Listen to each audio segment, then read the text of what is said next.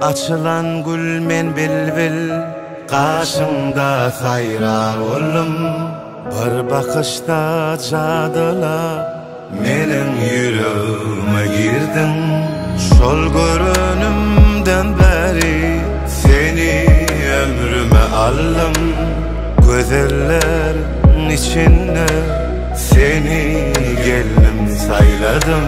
Gel canım men törümü sen beze, kovasınlar hemmeler bize.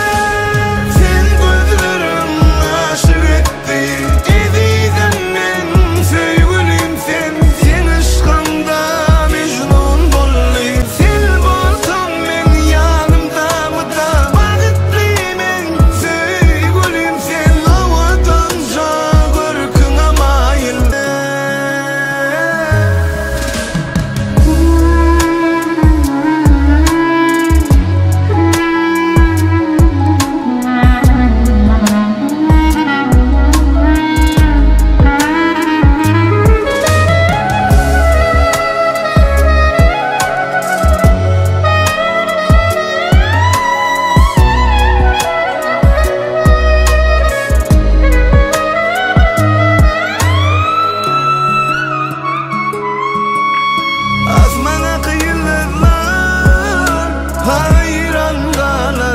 Keşfine menem aydeyin yüzüne aşık, bak bolup düştüm aşkına. Sen men üçün dören deri, tay bolmaz elem cahanna.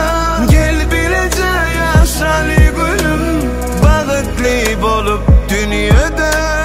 Gel canım men törümü sen beze,